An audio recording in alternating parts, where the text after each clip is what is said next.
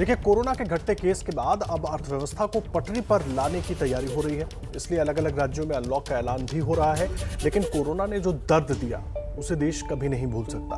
कई बच्चों ने कोरोना में अपने माता पिता तक को खोया। अब ऐसे अनाथ बच्चों की संख्या सामने आने लगी है। केंद्र सरकार और ज्यादातर राज्य सरकारों ने अनाथ बच्चों के लिए कई तरह की योजनाओं का ऐलान भी कर दिया है। लेकिन राहत के इंतजार में ऐसे बच्चों का एक एक पल अनिश्चितता और कई तरह के खतरों के बीच गुजर रहा है। हमारे पापा कमाने वाले थे तो वो तो कोरोना में शांत हो चुके हैं।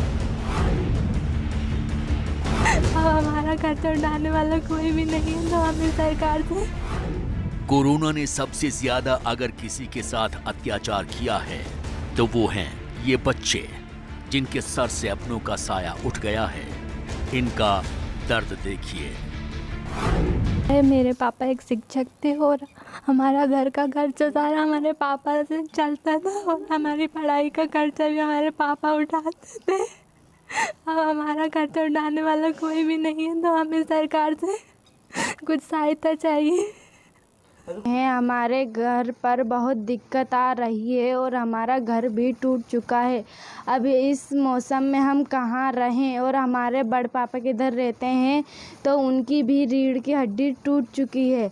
अब वो भी कमाने नहीं जाते और हमारे घर में कमाने वाला कोई नहीं है। हमारे पापा कमाने वाले थे तो वो तो कोरोना में शांत हो चुके हैं। हम शिवराज सिंह चौहान और नरेंद्र मोदी से हाथ जोड़कर निवेदन करते हैं कि हमारे घर की जल्द से जल्द मदद करें। एबीपी न्यूज़ पहुंचा है रसोलिया परिहार गांव में। आप देख सकते हैं ये दो मासूम बच्चे हैं, इनके माता पिता कोरोना में शांत हो गए हैं और इसी बीच इनके बड़े पापा हैं जिनकी रीढ़ की हड्डी टूटी हुई है। एबीपी न्यूज़ पहुंचा हुआ इस गरीब परिवार के पास। सरकार कोई मदद नहीं कर रही। हम बात करेंगे क्या स्थिति है। जितेंद्र जी क्यों परेशान हैं? भाई साहब, मेरे छोटे भाई की कोरोना में मौत हो चुकी है और हमारी बहू भी मर चुकी है कोरोना में। और शासन बोल रही है कि हर चक्कर गरीबों की मदद करेंगे, लेकिन हमारी कोई मदद नहीं हो रही है। जिनके दम पर इन बच्चों का वजूद था वो आधार खिसक गया है। जरूरत यह है कि ऐसे बच्चों की जल्द से जल्द पहचान की जाए और जो भी राहत सरकारों ने तय की है वो इन्हें जल्दी मिल जाए। बच्चों के अधिकार और सुरक्षा के लिए काम करने वाली संस्था एनसीपीसीआर की चेयरमैन प्रियांक कानूनगो ने सरकार से अनाथ हुए बच्चों की रिपोर्ट मांगी है। ऑनरेबल सुप्रीम कोर्ट के निर्देश पर एनसीपीसीआर के बाल स्वराज पोर्टल पर देश भर के उन सभी बच्चों की जानकारी दर्ज की जा रही है जिन्होंने 1 अप्रैल 2020 से लेकर के 5 जून तक का डेटा अभी हम लोगों के पास दर्ज किया गया है, जो हमने ऑनरेबल सुप्रीम कोर्ट को दिया है। अपने माता पिता को खो दिया है अथवा माता पिता में से किसी एक को खो दिया है। अमूमन वे बच्चे जिन्होंने कमाने वाले सदस्य को खोया और वो किशोर न्याय अधिनियम की children in need of care and protection की दायरे में, उसकी डेफिनेशन के अंदर आ गए हैं। तो उन बच्चों की जानकारियाँ बाल स्वराज पोर्टल के माध्यम से दर्ज करके हम उनको ट्रैक करने का काम कर रहे हैं। कोरोना काल में अनाथ हुए बच्चों को लेकर आशंका जताई जा रही है कि इन बच्चों की तस्करी की संभावना है। दिल्ली से सटे गाजियाबाद में बच्चों की तस्करी करने वाला एक गैंग कुछ दिन पहले पकड़ा गया था, जिसके तार गाजियाबाद से लेकर दिल्ली और लखनऊ से जुड़े थे।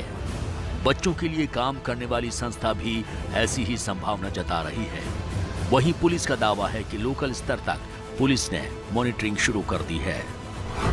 ऐसे कई सारे मामले हमारे संज्ञान में आ रहे हैं। सोशल मीडिया पे भी इस तरह का चल रहा है कि बहुत सारे बच्चों को अनधिकृत रूप से कुछ लोगों ने रख लिया है या कुछ लोगों ने दूसरे ऐसे माता पिता या ऐसे लोगों को दे दिया जिनके बच्चे नहीं थे। तो इस बात की पूरी संभावना है कि बच्चे जो है काफ़ी मात्रा में ऐसे भी हो सकता है कि जो ह्यूमन ट्रैफिकिंग के शिकार हो गए हों।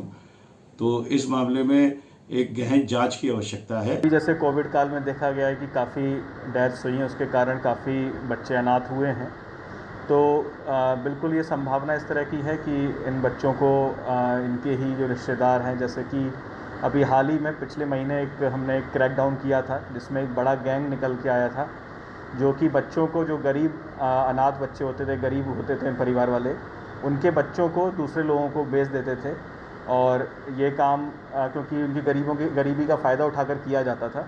तो बिल्कुल इस तरह की संभावना है, तो इसके लिए हम पहले से ही अलर्ट हैं। इसके लिए हमारी कई टीमें काम कर रही हैं। अनाथ हुए बच्चों की जिम्मेदारी भले ही सरकार की है, लेकिन देश के आम से लेकर हर खास नागरिक को इस काम में आगे आकर हिस्सा लेना चाहिए। इंदौर से एक सांसद इसकी मिसाल पेश कर रहे हैं। हमने देखा कोविड के दौरान बहुत सारे परिवारों का साया उठ गया, खास करके उन परिवारों से जिनके अर्निंग मेंबर इस कोविड में चले गए। सबसे ज़्यादा समस्या आ रही है कि बच्चे उसी स्कूल में पढ़ना चाह रहे हैं जिस स्कूल में पहले पढ़ते थे। अधिकांश स्कूल के हैं और कुछ कोचिंग क्लास के हैं, कुछ कॉलेज के हैं। आज हमने उनको बुलाया था बातचीत के लिए और उनसे बातचीत की है और उनसे जानना चाहा कि आप कहाँ पढ़ना चाहते हैं, क्या स्थिति है। हैदराबाद में एक एनजीओ अनाथ हुए बच्चों को मोबाइल फोन मुहैया करा रहे हैं ताकि वो सुरक्षित रह सकें, जरूरत पड़ने पर किसी से भी संपर्क कर सकें। केंद्र सरकार ने ऐसे बच्चों की सहायता करने के लिए बाल स्वराज की स्थापना भी की है, जिसके जरिए अनाथ हुए बच्चों की बेहतर परवरिश और जिंदगी सुरक्षित की जा सके। अनाथ बच्चों की जिंदगी कई तरह के खतरे में होती है। उनकी भावनाएं कोमल होती हैं, वो किसी पर भी जल्दी विश्वास कर लेते हैं। ऐसे में अनाथ बच्चों की परवरिश बेहद ही संवेदनशील काम है और इस पर लगातार निगरानी और एक्शन की जरूरत है।